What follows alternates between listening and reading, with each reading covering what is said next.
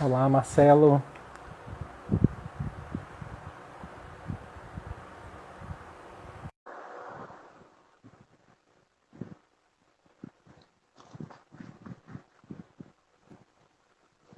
Oi, Olá, me Marcelo. ouve? Tudo jóia? Tudo bem? Tudo bem, Tudo certinho de novo com áudio e com a tudo jóia. imagem? Tudo ok, né? Tudo ok. Tá bom para você a imagem? Tá ótimo. Ok. Bem, boa Espera uns tarde, minutinhos, né? Silmara. Boa tarde, Maria Célia. Elaine, boa tarde. Maria Fernanda, boa tarde. A Cássia, tudo bem? Boa tarde.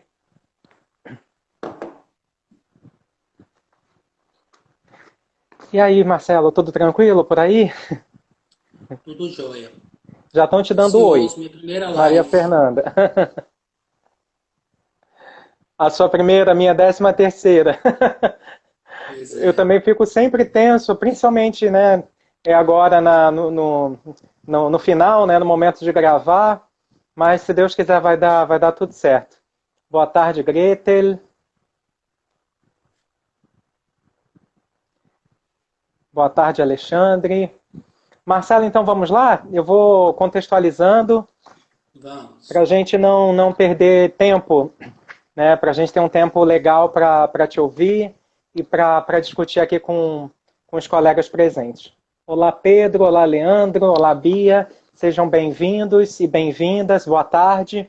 Essa é a 13ª live desse projeto, Conversas sobre Ensino de Línguas, em que eu, Antônio, professor do CAP, de Língua Espanhola, e também do Programa de Letras Neolatinas, convido colegas, pesquisadores, para discutir sobre temas relacionados à linguística aplicada, a ensino de línguas estrangeiras adicionais, língua materna, e pensar também um pouquinho da formação de professores. E o tema de hoje é muito interessante, já que é uma discussão nova, ainda carente no campo da linguística aplicada, sobre a relação de games e gamificação, e eu conto com a presença do meu colega, do professor Marcelo Miranda, e eu vou fazer uma breve apresentação aqui do Marcelo, que já é um companheiro aí de publicação, um companheiro aí de trabalho também e de pesquisa dos institutos federais. O Marcelo possui graduação em espanhol pela Unimontes, em Minas Gerais, especialização em mídias na educação, também pela Unimontes. Tem mestrado em ciências da educação pela Universidade de Trás-os-Montes e Alto, Douro, Portugal. Falei certo, Marcelo? Alô? E também é doutor em educação pela Unicinos. A tese de doutorado do Marcelo foi sobre o tema de letramento e emancipação digital cidadã. O Marcelo é professor do Instituto Federal Norte de Minas Gerais, do campus Pirapora, e dos temas de pesquisa. Marcelo é linguista aplicado, tem interesse pela EAD, linguística aplicada, letramento digital, gamificação e mídias sociais. Então, Marcelo, muito obrigado. Minha mãe falando aqui que chegou, um beijo para ela também. E Marcelo vai explicar como ele vai dividir a fala, mas quem já tiver aí perguntas e interesse de dialogar com o Marcelo, vão colocando aqui no chat as perguntas que eu vou repassando. Boa tarde, Leila. Boa tarde, então. Primeiramente, muitas gracias, Antônio, por el invite. Saludos a todos. Eu vou falar com vocês um pouco sobre minha experiência com os games e a gamificação. Nós estruturamos essa fala em três partes, né? A primeira eu vou falar um pouco sobre a cultura digital, a segunda sobre o conceito, né, de games e gamificação, que acho que é uma parte que muitos têm dúvidas, porque há muita generalização do termo. E por último, nós vamos falar da gamificação na prática, né? Envolvendo o ensino de línguas. Eu não poderia deixar, né, de fazer uma alusão, né, à nossa campanha, então, aqui, Fica Espanhol, tá? Não é minha, não é do Antônio, é de todos nós, né, professores e amantes, né, da cultura espanhola. Sim? Só não dá para usar aqui, né? Então, vamos lá. Eu quero falar um pouco sobre a cultura digital. Vejam bem, existem muitas nomenclaturas, né, na literatura brasileira e internacional para se referir a esse contexto, a esse fenômeno, né, que a gente vive. Eu até separei alguns aqui, né? 2001, o Prensky falava de nativos digitais. 2002, já tínhamos a geração milênio, né? Outra terminologia. 2003, Homo sapiens. Temos aí uma muito utilizada, que é a Sociedade em Rede, do Manuel Cartels. Né? Não existe nenhuma errada, todas são teorias, são expressões cunhadas por alguns autores. Né? Sempre que a gente citar, a gente tem que contextualizar, falar de quem é essa expressão, né? De qual ano, mas em, depois de muitas reflexões, né, no grupo de pesquisa de educação digital da Unicinos, onde eu participo, né, participei durante o doutorado, a gente prefere se referir a esse movimento como uma cultura digital. Porque, na verdade, todas essas nomenclaturas, elas são elas estão na cultura humana, né? A gente vive e convive com isso o tempo todo. Alguns autores, inclusive, já não se referem mais à cultura digital. Eu também corroboro com isso. Eles se referem a uma cultura híbrida, porque a gente tem no nosso dia a dia, né, hábitos, costumes analógicos e digitais. A gente vive dentro desse mundo, né? A gente não tem uma chavinha que a gente vai lá e desliga para ser híbrido, para ser analógico, perdão, para ser digital. A gente vive e convive dentro dessas culturas. Então, a gente se refere a uma cultura digital ou uma cultura híbrida, onde essas culturas se não sobrepõem, né? Elas convivem umas com as outras. Né? A gente respeita, entende as duas culturas. E a gente não pode negar que estamos imersos a esse mundo híbrido, né? Nossos alunos também, a gente recebe na escola alunos de todos os níveis de letramento, né? Alunos mais analógicos, alunos mais digitais, e em sua maioria alunos que são gamers, né? São alunos que jogam e gostam de jogar.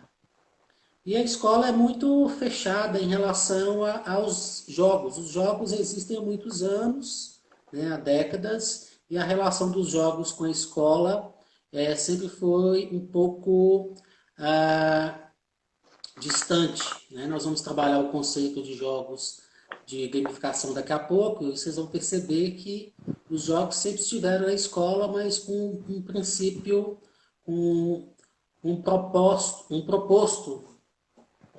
proposta diferente, sim? Então, e se tratando da cultura digital, né, e dos jogos, é claro que a indústria percebeu aí esse potencial e hoje a indústria dos games é a mais lucrativa, né, do mundo, assim, já superou a indústria cinematográfica e no campo da educação também já perceberam, né, esse nicho de mercado e existe muita empresa que trabalha com games voltados para a educação. Sim? Eu já posso introduzir agora o conceito de gamificação, mas só para não ficar muito longo, se tiver alguma pergunta para a gente fazer em relação a esse conceito de cultura digital, cultura híbrida, né? Marcelo, eu vou já te repassar aqui. O professor Júlio César, da Federal do Ceará, está presente aqui no debate, na live, e levantou uma pergunta para você, perguntando a sua opinião em relação a essa expressão, nativo digitais, o que você acha, né, dessa expressão, e também se você não acha que o online e o offline estão se retroalimentando de modo constante. Sim. Em relação a essas tecnologias, a crítica que eu faço é que eu acho elas um pouco não, elas são segregativas, né? Elas separam as pessoas pelas gerações, pelas décadas, pelo ano de nascimento. Então, fica meio parecendo um horóscopo. Você vai lá consultar para saber em que ano que você nasceu, o que que você é. Se você é geração X, se é Y, qual letra do alfabeto você é. Né? E, na verdade, não é isso. Educação é muito mais do que isso. A gente não precisa enquadrar as pessoas em décadas ou em gerações, né? Quem nasceu há 30 anos atrás não quer dizer que vai ficar atrás de quem nasceu há 20, há 15 anos atrás. Né? Nós somos adaptativos. Sim? Tem uma segunda parte na pergunta que eu já não estou lembrando, qual é? Não, se você acha que esses conceitos de online e offline, se na verdade eles não ficam se retroalimentando de modo constante. Sim, sim, sim. Sim. Eu percebo que algumas áreas, né, usam muito um termo e outras áreas usam outro, e às vezes a gente na educação, porque apesar de ser educação, existe aqui, né, nessa live tem, a maioria são linguistas, somos da educação, mas a gente trabalha com linguística e o ensino de línguas. Então, assim, a terminologia utilizada no ensino de línguas às vezes é diferente da terminologia utilizada na educação. E com isso há algumas questões teóricas que vão esbarrando, né? Que é sempre bom refletir sobre elas. Marcelo, aproveitando essa pergunta do professor, também é muito comum, né, assim, a gente escutar, você sabe que eu sou totalmente leigo em relação a esse recorte de novas tecnologias, mas se falava muito já de uma educação 2.0, 3.0, agora a gente escuta Sim, já falar de 4.0, mas será que sim, a escola, quer dizer, o tempo atual, né, demonstra isso, assim, a nossa dificuldade imensa de colocar em prática, seja o ensino híbrido, o ensino remoto. Então, você não acha que às vezes essas nomenclaturas estão anos-luz do que a gente está desenvolvendo, de fato, né, nas escolas? No caso, você trabalha no Instituto Tecnológico e mesmo assim a gente sabe que tem uma realidade, né, ainda deficiente de recurso, quiçá outras escolas assim públicas, né? sim. A teoria está longe da prática, né? Na realidade. Então, a gente vê conceitos da educação 2.0, educação 3.0, educação 4.0, daqui a pouco, né, agora estão falando de novo normal, daqui a pouco vem uma educação novo normal aí, vão vir alguns termos que a gente tem que aprender, tem que analisar, né, ver se são adequados e saber qual utilizar. Né? Eu acho sim que existe uma retroalimentação em relação a essas tecnologias. E o ideal é a gente tentar evitar, acredito eu. Ok, passamos para o próximo bloco, né, da gamificação. Quero agradecer a presença do professor Júlio também, é uma referência para a gente, está citado na minha tese.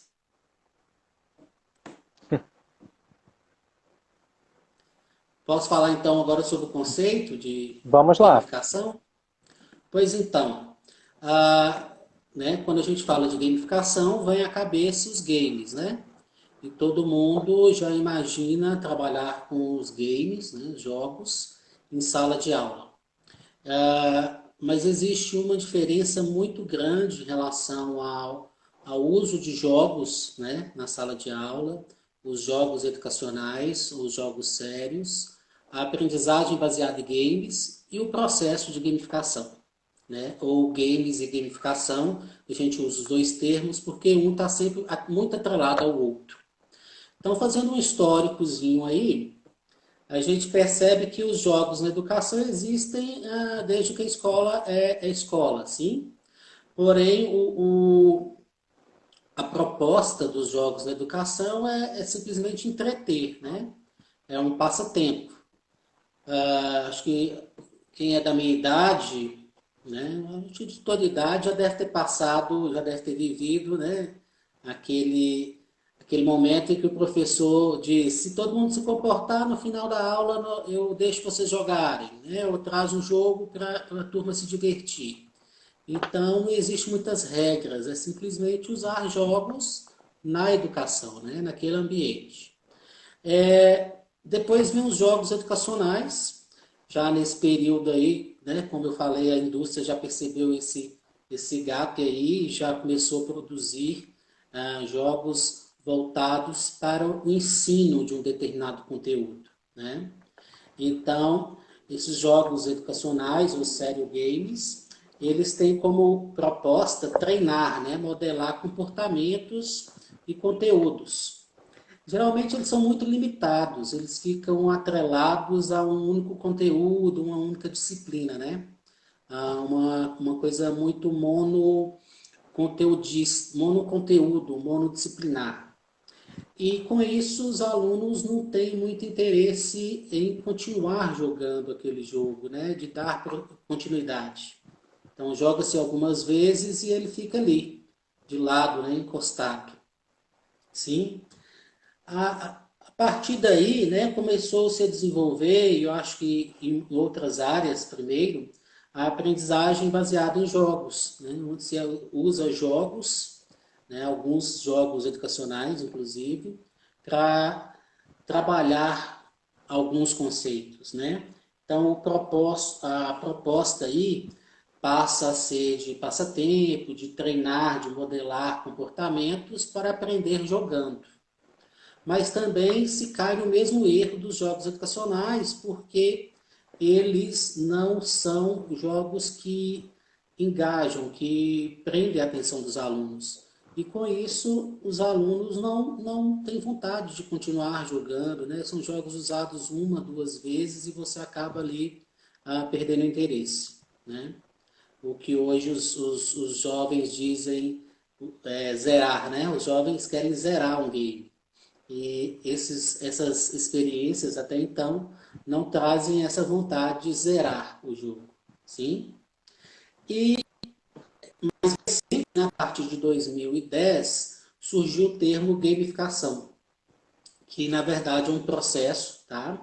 Não é uma coisa pronta, não é um jogo que se compra, não é um jogo que você baixa na internet, é um processo que não necessariamente vai resultar em um game, em um jogo.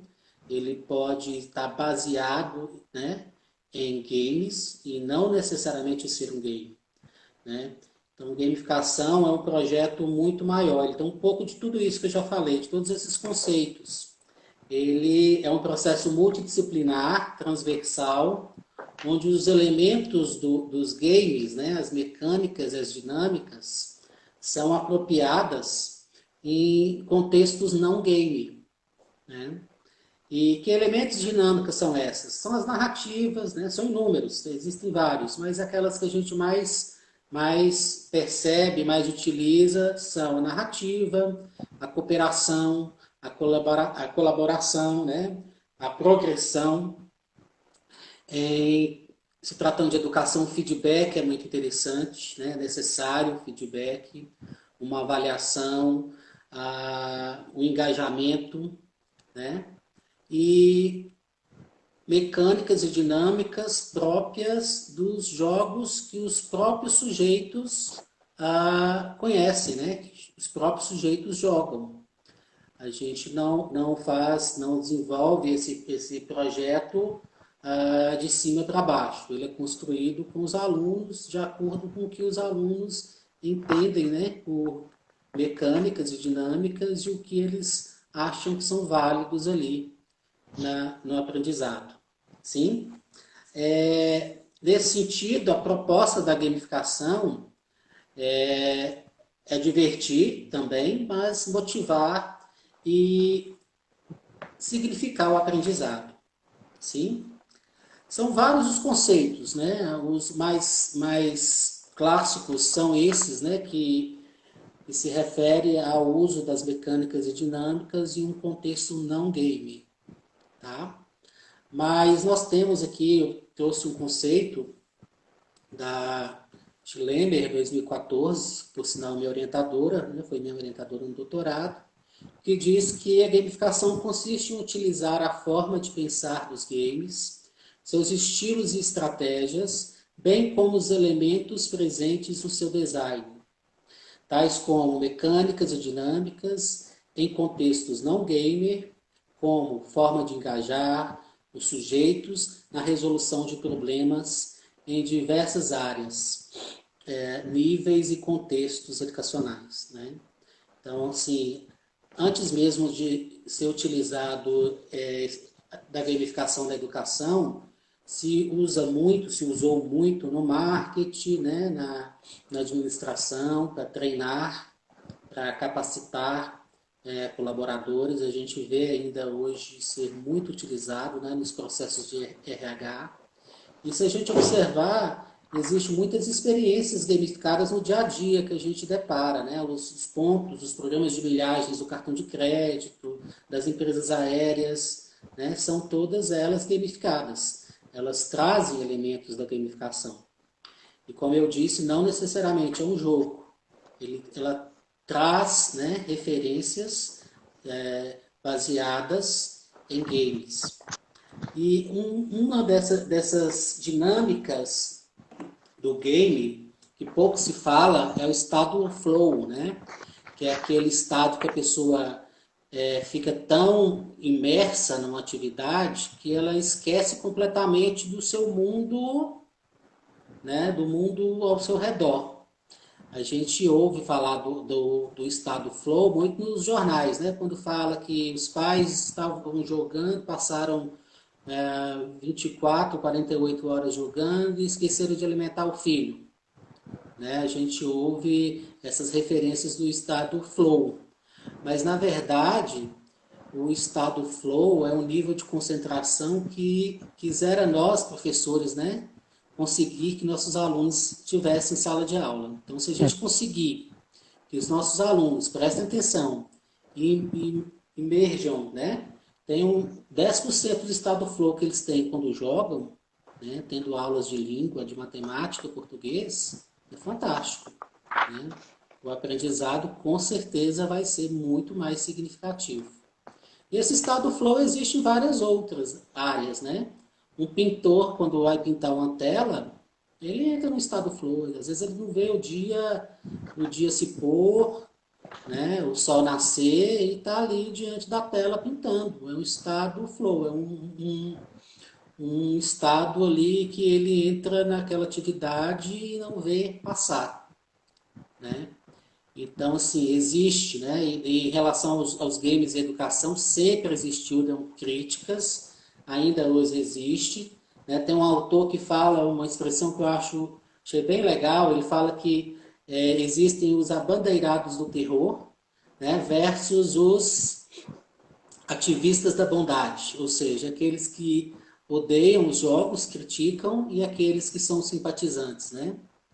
Outro autor, um autor espanhol, diz que chama os professores que trabalham com gamificação como a tribo dos gamificadores, né? Os que conseguem gamificar suas práticas no dia a dia. E é interessante, eu acompanho nas minhas redes sociais, tem muitos professores, por exemplo, de educação física, que conseguem gamificar as suas práticas, né? Como é um processo, e a gente tem em mente que os games são todos digitais, a gente acha que esse processo valoriza somente o meio digital. E, na verdade, ele também é híbrido. Então, existem muitas experiências analógicas em relação à gamificação. Tá? Continuando um pouco, eu sei que falei muito, mas continuando. Então, dentro Marcelo, posso? Pode. Quer dizer, você está no segundo bloco ainda, não é isso? Sim. Eu só queria recapitular, e aí, na verdade, assim, aproveitar e te fazer uma pergunta e trazer também já questionamentos aqui dos nossos participantes. Então, você fez uma diferença para nós dos jogos comerciais, dos jogos educacionais, jogos que estavam mais destinados a um entretenimento, outros mais voltados, né, os educacionais, a uma transposição de conteúdo.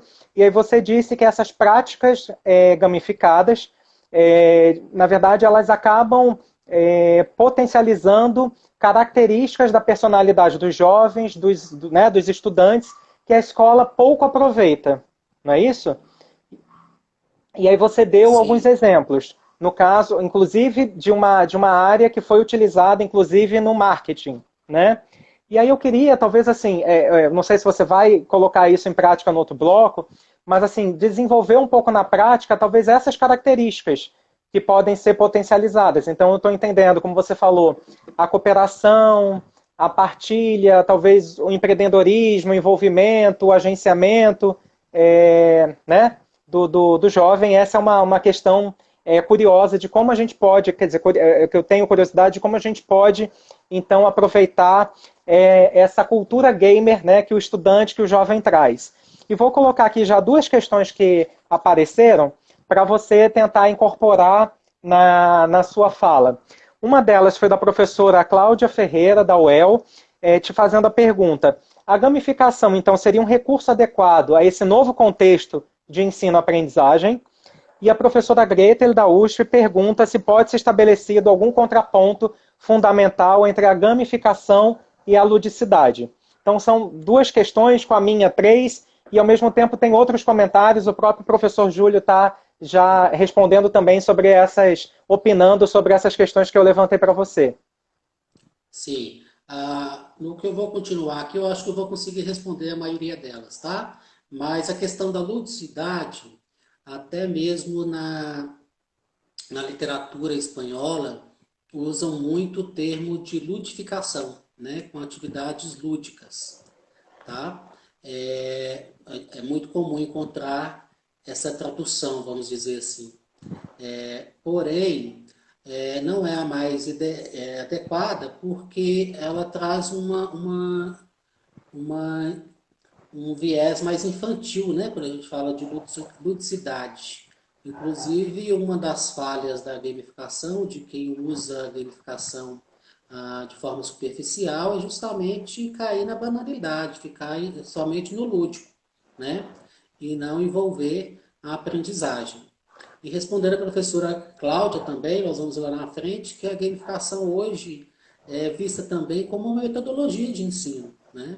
Uma metodologia que está dentro das metodologias ativas, ela é companheira das metodologias ativas. Então, nesse sentido, eu vou colocar para vocês as perspectivas que a gente tem, que a gente entende a gamificação, tá? Isso está também na literatura e dentro da minha tese eu abordei e trabalhei dentro de uma dessas perspectivas. Se a gente analisar, existe a questão da persuasão, que é a perspectiva mais comum quando se trata de jogo, né? É aquela perspectiva onde a competição ela é estimulada. Então, nós educadores evitamos utilizar essa perspectiva, né, da persuasão, da competição, tá? Mesmo porque ela está ligada aí em termos da educação, a uma epistemologia mais empírica, né? Do fazer sem um olhar da educação mesmo, né? Do educacional. E uma outra perspectiva, que é essa que a gente tem dado preferência, trabalhado, é da colaboração e da cooperação, onde a gente busca desenvolver no aluno, né, a autonomia. E para isso a gente busca associar outras práticas a outras tendências, como por exemplo o movimento maker, né? Ou seja, a gente não chega com um projeto pronto, de cima para baixo, e propõe que os alunos desenvolvam. O projeto é construído com eles, a partir do que eles jogam, do que eles vivenciam. Sim? Então, são eles que põem a mão na massa, eles que constroem o jogo. Sim? A gente trabalha também com uma tendência que está no Horizonte Report, que eu vou falar daqui a pouco, que é o BIOT, que é traga o seu próprio dispositivo móvel, ou seja, os alunos trazem os seus dispositivos móveis, né, e trabalham com eles, com os seus próprios dispositivos móveis. É claro que a escola tem alguma coisa, pode ser utilizado dela, mas a gente também não fica confiando na internet da escola, né? A gente traz alternativas e pensa aplicativos, softwares que podem ser trabalhados offline, né? Ou aí entra a questão analógica, os jogos de tabuleiro também, né? Mas sempre os alunos com a mão na massa e usando, né, as tecnologias que possuem. Outra tendência que a gente utiliza é os games for change, né? Os games para mudança. Aí tem um livro muito interessante que eu sugiro a leitura, que é A Realidade dos Jogos, da Jane McGonigal. Existem alguns TEDx, alguns vídeos no YouTube dela também, e ela fala justamente dessa questão do jogar, né? Do jogar por prazer, não jogar por competir, mas jogar para uma mudança social. Então, ela desenvolveu algumas pesquisas onde foi levantado os problemas, né, sociais de uma determinada comunidade e eles foram instigados a resolver esse problema através de metas, de desafios. Então, foi percebido nessa pesquisa que muitos jogadores, né, e ela elenca os tipos de jogadores, muitos estão ali pelo social. Né? Existem os que estão para competir, para ganhar, existem aqueles que estão para conquistar, né, para ganhar coisas dentro do jogo, mas muitos estão pelo social, né? Estão para conviver, para se integrar a um grupo. Né? Porque quem joga também está no ambiente, né, numa comunidade ali. Então, quem está ali tem os mesmos interesses que ele. Né? Então, a maioria dos jogadores, segundo essa pesquisa, eles são sociais, eles jogam por jogar, né, para estar naquele grupo. Tá? Então, a partir daí, veio também, dentro dessa perspectiva, o PBL, trabalhar com a resolução de problemas. Então, a gente questiona os alunos, qual que é o problema da comunidade de vocês? Qual que é o problema da escola? Como que a gente pode resolver? Né? Vamos criar metas, desafios para a gente resolver esse problema? Né? O problema pode ser um problema matemático, pode ser um problema da história, pode ser de acordo com o que eles levantarem e que o projeto permitir, né? Que a multidisciplinaridade permitir. Sim? Então, voltando à primeira perspectiva, que é da persuasão, ela trabalha com o PBL também, mas não o PBL que a gente conhece, né? O PBL da aprendizagem baseada em problemas, é o PBL dos points, né? Dos points, dos badges e do ranqueamento, né? Em inglês. Ou seja, é a casca do jogo, aquele bem básico, né? Onde você vai simplesmente competir. Você vai ganhar ponto, você ganha ali um troféu, né? um emblema e compete. Simplesmente isso. Inclusive, eu gostaria de dar um testemunho que em 2016 eu entrei numa escola de inglês que dessas escolas que prometem que você vai aprender inglês em tanto tempo, né? Mas o que me chamou a atenção é que ela, na propaganda dela, ela falava que a plataforma era gamificada. Né? E como eu estava ali no início do doutorado, eu falei, eu vou fazer inglês nessa escola porque eu quero entender a gamificação dessa escola, né? Da plataforma. E eu fiquei muito frustrado porque ali eu percebi que a gamificação, né? A escola usou esse marketing porque é moda, mas a gamificação era muito superficial, era muito baseada nessa perspectiva da persuasão. O que ela tinha de gamificação ali na plataforma? Era alguns exercícios de ligar uma coluna a outra, era completar a frase, né? Buscar a frase dentro de um quadro, as palavras dentro de um quadro e sair completando. Coisas básicas, assim, bem infantis, né? Que volta um pouco aí ao conceito do lúdico, né? Da ludificação. Então, assim, eu não vi engajamento, né? Tanto que eu não fui motivado a continuar e o resultado foi que eu não continuo sem aprender inglês. Né?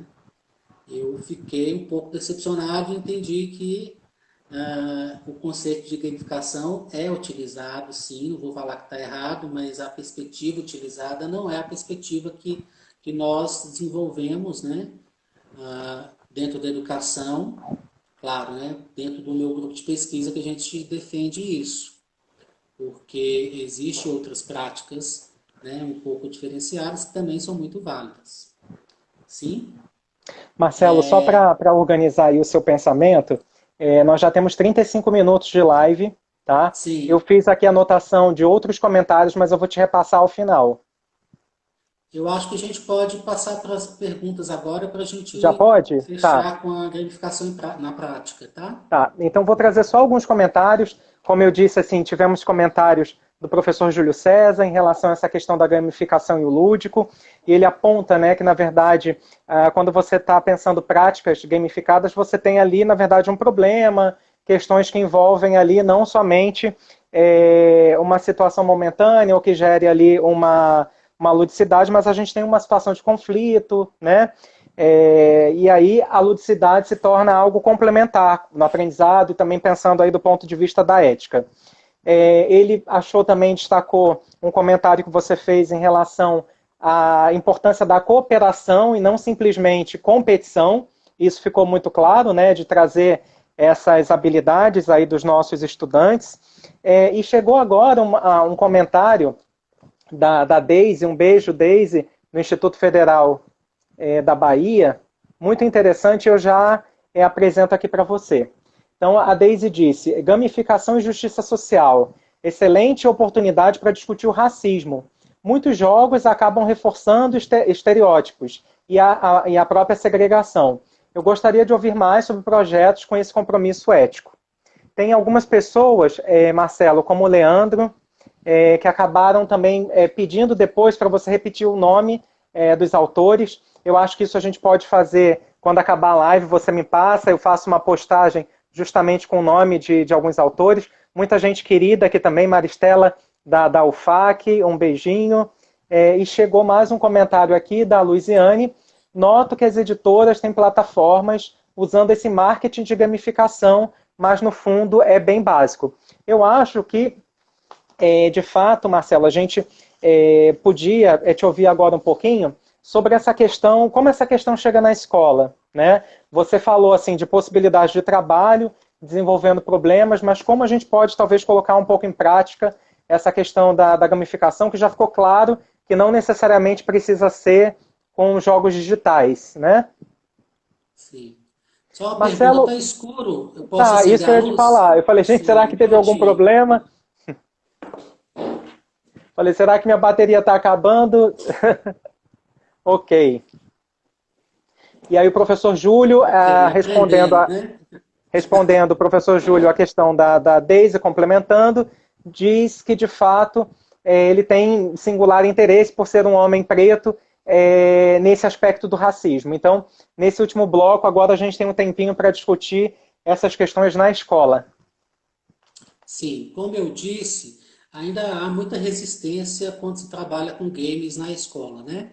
Alguns professores ainda olham torto, acham que você está fazendo hora, né? Não está ensinando gramática, até alunos, né? Com certeza.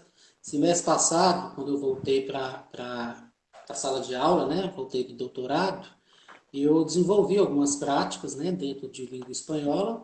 E eu ouvi alunos falarem assim, mas que dia que a gente vai aprender gramática? Né?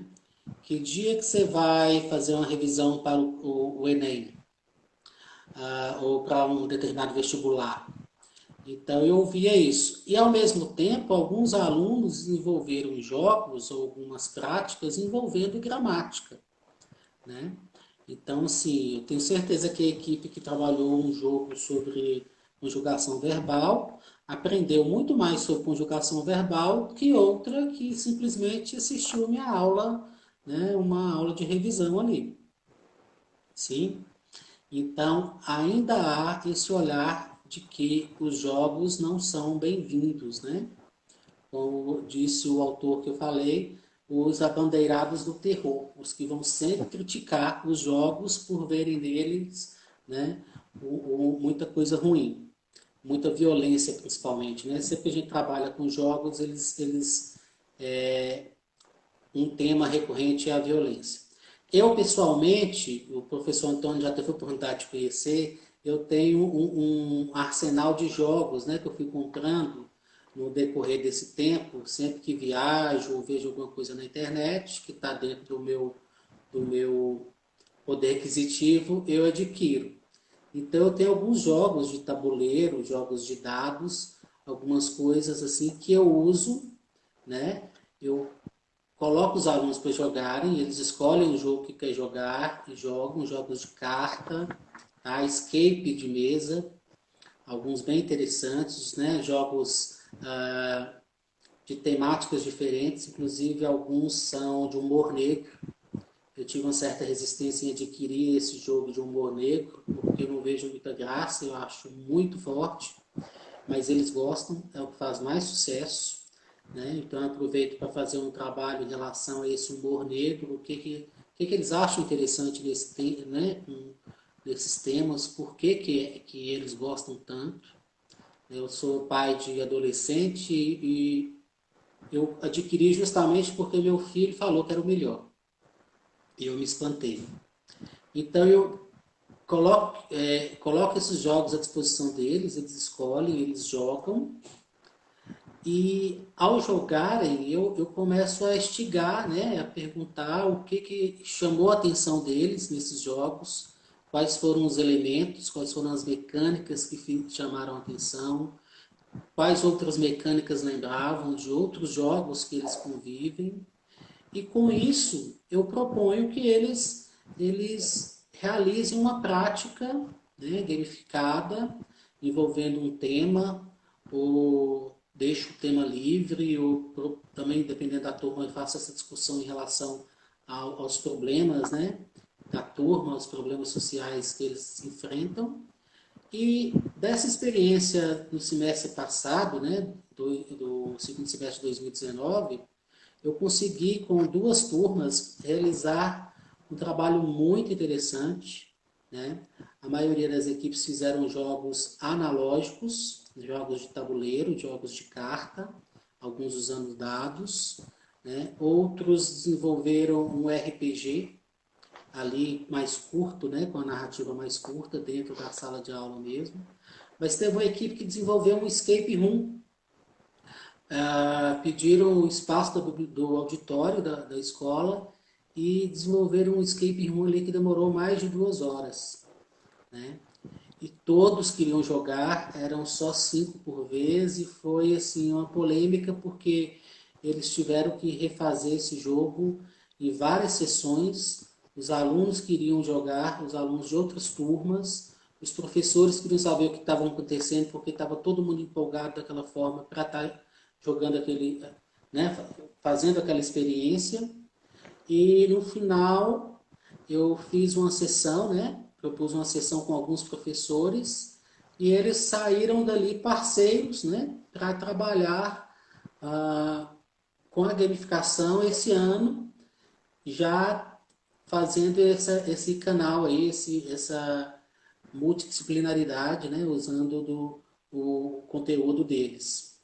E o interessante é que, apesar de se trabalhar com língua espanhola, né, esse escape, por exemplo, trabalhou com temas como mitologia grega, usou a questão da tabela periódica, né, na química, né, inclusive para sair, o segredo era chegava a um número e esse número era referente ao césio, né, o metal césio da tabela periódica.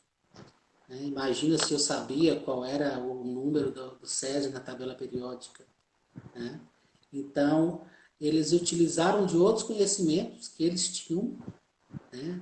Na turma deles, era uma turma de edificações, para estarem fazendo ali os desafios envolvendo a língua espanhola. Né? Também fiz um trabalho envolvendo a literatura hispano-americana, também bem interessante. Esse eu postei um canal do YouTube, que eu criei agora justamente para conseguir compartilhar no blog. Eu tenho um blog, o Antônio acho que até vai falar dele no final. onde eu compartilho, na verdade, ele não é autoral, tá? Eu não faço, não escrevo nada. Ele é só um ambiente onde eu compartilho textos, experiências, algumas coisas para os alunos, né? Principalmente do ensino superior. Eu também trabalhei alguns anos na formação de professores. E também é uma forma de encontrar o que eu quero, né? O que eu vejo por aí, vou selecionando, posto ali. É uma forma de concentrar alguns dados, alguns textos que eu acho interessante. Então, algumas coisas eu compartilho ali. Posso estar indicando, posso estar criando uma marcação para vocês consultarem depois também. E existem várias outras experiências que eu acompanho, né? No Twitter, principalmente, como eu disse, professores de educação física da Europa, né, da Espanha, fazem um trabalho muito interessante envolvendo os games, né? Tá na moda agora a questão do escape, então eles fazem muito escape em que os motores, né, são atividades físicas, né? E é interessante como pode ser associado também com outros conteúdos, como a própria literatura, né? Declamar um poema ou recriar uma imagem de um museu, né? Uma tela de um museu, por aí vai. Não sei como que a gente está de tempo, Antônio. Marcelo, nós temos 46 minutos de live. Tem aqui uma contribuição da Carmen. Eu também tenho duas questões para te fazer. Não sei se eu posso fazer agora. Pode Sim. fazer. Mas antes de trazer aqui o comentário da Carmen, comentário, pergunta e outras anotações aqui a partir do texto, da sua fala, né, do texto que eu li antes, do professor Marcelo, eu só queria já deixar um informe que a próxima live, a 14ª live desse projeto acontece sexta-feira, dia 12 de junho, às 17 horas, com o tema Diversidade Linguística e Cultural nos Livros Didáticos, e contará com a professora da professora Deise Picanso, da Federal do Paraná. Então também é outro encontro imperdível. E para quem perdeu as lives anteriores, elas já estão no meu canal do YouTube, e o canal tem o meu nome, Antônio Ferreira da Silva Júnior. As lives do projeto estão todas para lá. Estão todas lá, desde que a gente consiga salvar. Né? E até agora tivemos só um único problema, mas conseguimos contornar. Marcelo, além daquelas questões que já foram colocadas antes, né, pelas pessoas que estão aqui acompanhando, a Carmen trouxe uma questão, justamente quando você falava do papel da escola, que é muito forte ainda essa visão de que a própria gestão escolar ou os alunos avaliem como se o professor não estivesse dando aula. Quando a gente faz a utilização, ela não disse exatamente de práticas gamificadas, mas talvez de um professor que consiga mesclar, ter um ensino um pouco mais híbrido, trazendo essas práticas. Então, como fazer para contornar isso? E aí, essa é a questão que ela trouxe. E aí eu queria, talvez, se você pudesse relatar também como socializar o resultado dessas práticas. Assim, pela experiência que você já adquiriu, ou talvez na sua própria tese, que você traz um outro exemplo aí particular, né, que não é com língua materna, que não é com língua espanhola, mas eu acho que é com uma área interdisciplinar, como socializar esses resultados. E uma outra questão, já que a gente está agora com uns 50 minutos, aí talvez você possa encerrar e trazer também as suas palavras finais, é que você fala muito em textos que eu já li, da sua autoria, sobre também o papel do governo, o papel do Estado, em pensar políticas públicas também para que a gente tenha a presença dessas ferramentas digitais na escola ou também no âmbito da formação de professores. Então, se você puder fazer para a gente também trazer essa reflexão, essa contribuição. Eu acho, Marcelo, que eu vou aproveitar já que eu tomei aqui a palavra e vou já aproveitar esse momento para indicar já as suas publicações. Né? Eu queria destacar que o professor Marcelo organizou esse livro, que vai aparecer aí ao contrário, mas aí depois eu coloco a foto para vocês. É uma coletânea de 2018, que tem o nome Estudos Hispânicos, Reflexões e Perspectivas, e acabou de sair um capítulo do professor Marcelo, num livro da editora Mentes Abertas, sobre esse tema do letramento como uma prática social híbrida. Então eu recomendo também a leitura. Está saindo, na verdade. Está saindo, né? Que eu já vi lá no Lattes. E queria que você também falasse, Marcelo, um pouco do blog, que o seu blog é anterior aí à sua pesquisa de doutorado, contribuindo também para estudantes de língua espanhola, contribuindo aí para professores em formação inicial e continuada, já que você tem ali, né, um depósito de links, de textos, e abre um leque bastante, né, positivo de uma contribuição aí teórica e prática para quem acessa ele. Ok. Esse livro da editora Mentes Abertas está saindo, não saiu ainda, quando sair eu vou estar divulgando. Tem um texto bem interessante também, fruto da tese, que trabalha o letramento como prática social. Mas eu trabalho aí um conceito de prática social híbrida, já questionando, né, as nossas práticas aí nesse contexto da cibercultura. Em relação ao blog, o blog é bem antigo, ele é fruto da minha primeira especialização, que foi em mídias na educação, em 2004, 2005, sim. Na época eu trabalhava com muitas turmas de pré-vestibular, então como extensão das aulas, eu postava muitos textos lá, né, e trabalhava, incentivava os alunos a fazerem leituras ali. Né? Muitos tinham dificuldade de acessar textos de outra língua, né, um El País da Vida, então eles iam ali. Voltando à minha prática na pesquisa, na tese, o projeto é tão multidisciplinar que no final a minha pesquisa resultou de práticas gamificadas envolvendo matemática, né? O parceiro, o professor que eu encontrei no final, depois de 2 anos e meio, foi um professor de matemática. E como eu trabalho no letramento digital, para mim foi fantástico, né? Eu tive que ressignificar muita coisa, principalmente na questão, na teoria, né? Porque eu abordei todo o histórico do letramento digital e, na verdade, a matemática se perdeu ali. Ela se perde um pouco nos documentos oficiais e na nossa formação também a gente deixa a matemática de lado. Então, eu tive que revisitar todos os documentos e ver a matemática como uma linguagem, né? A gamificação, ela, como eu falei, ela tem sido encarada como uma metodologia de ensino, porque uma vez que você pensa, que você planeja e que você refaz, né, a forma de apresentar um determinado conteúdo para os seus alunos, você não consegue fazer diferente mais. Você acaba se ressignificando também, né? E trabalhar com os games também está muito ligado à robótica, ao pensamento computacional, né? Ao uso das tecnologias, não o uso em si, mas a apropriação das tecnologias. Não é só saber usar, é saber como usar, em que momento usar, né? Quais as melhores tecnologias para usarem, tá? Então, vai mais, a gente até estende o conceito das metodologias ativas para as metodologias agregativas, né? E inventivas, porque como o aluno é o centro do processo ali, na verdade, ele cria, ele inventa. E ele aprende com o próprio erro, ele aprende com o colega, ele aprende a ouvir o colega, aprende a se posicionar, né?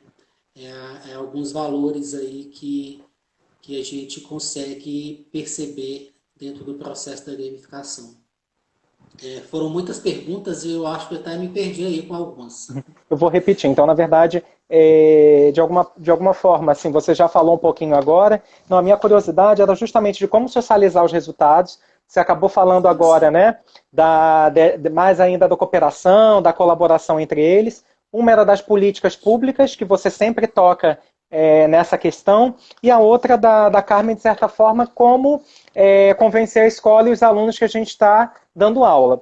Marcelo, a gente tem 5 minutos, então, se você conseguir responder e se despedir em 5 minutos, e desde já eu te agradeço bastante pelo aceite, pela participação e de todo mundo que está aqui também. Ok, a socialização do trabalho, geralmente a gente faz, eu gosto de fazer muito envolvendo outras turmas, né? Ou seja, como a gente teve esse número de jogos criados, né? Jogos e atividades criadas pelos alunos, a gente teve um momento onde eles jogaram com outras turmas. Então, turmas que não tinham língua espanhola, que não têm aulas de espanhol, porque infelizmente, né, foi suprimido do currículo deles, puderam jogar, né, aprender um pouco de espanhol, vivenciar ali personagens, músicas e contextos variados, onde os alunos de língua espanhola, no caso dos segundos anos, desenvolveram e tomaram todo o processo ali. Então a gente teve uma tarde de jogos onde eles puderam mostrar o trabalho deles. No contexto do IFE, essa visibilidade ela é maior porque a gente tem também, né, essa atividade pode ser encarada como extensão, e como eu tenho também um projeto de pesquisa, é claro que eu também aplico questionários, eu converso com os alunos e vou trabalhando isso e dentro dos próprios seminários de iniciação científica a gente tem coisas para apresentar, né? Tenho bolsistas que são remunerados, né, por edital. Então, esse trabalho é mais fácil, essa visibilidade, tá? E eu faço, tudo que eu faço, eu estou colocando nas redes sociais, coloco no blog, e agora acabei criando esse canal, né, que não com a intenção de ter visualizações, de ganhar inscritos, mas justamente para um lugar para estar colocando as coisas e poder, por exemplo, num artigo, gerar um QR Code que remete, por exemplo, ao vídeo no canal, né, e ter ele ali por mais tempo. Tá? A Carmen perguntou a questão de dar aula e não, né, de considerar aula. Eu acho que depois que a gente começa a trabalhar com jogos, né, e consegue chamar a atenção dos colegas, principalmente, isso vai mudando. Né? Eu já percebi depois dessa prática, como eu falei, que o olhar de alguns colegas foram bem vistos, né? Teve um jogo que os meninos criaram, que tipo aquele jogo de Quem Sou Eu, né? Que põe a carta aqui e a pessoa tem que descobrir, onde os personagens eram os professores. E quando eu coloquei isso na mesa da sala dos professores, foi um alvoroço, que todo mundo queria saber por que ele estava ali, como que era o jogo, o que os alunos falaram deles, né? E ficaram super interessados, né? E voltaram para a sala questionando os alunos, comentando, os alunos iam contar como que aconteceu, como que surgiu aquele jogo. Então eu acho que a partir do momento que a gente desenvolve uma prática interessante, né, ela passa a ser significativa para a gente também e chama a atenção dos outros professores. Né? Esse professor de matemática que foi meu parceiro na tese, ele era completamente averso, né, ao uso das tecnologias nas aulas. E foi chegando, foi aproximando, e no final a pesquisa gerou em torno das práticas gamificadas envolvendo o letramento matemático. Né? Marcelo, a gente vai cair, tem poucos minutos. Ok. Queria Gente, muito agradecer obrigado. Estou você, nas ao redes Jefferson que sociais. mandou uma mensagem aqui também para mim. E sim, o Nas redes Marcelo é sociais. hiperativo nas redes sociais e com certeza quem quiser entrar em contato com ele pode entrar também. Ok. Semana que vem vai ter uma mesa redonda, eu vou postar lá que vai ser bem interessante também. Vamos falar do contexto multilingüe, então experiências envolvendo literatura, língua inglesa e língua espanhola. Tá? Legal, vai cair. Obrigado, Marcelo. Para Obrigado a todo finalizar, mundo. Fica espanhol. tá? Obrigado, pessoal. Tchau, tchau. Até sexta.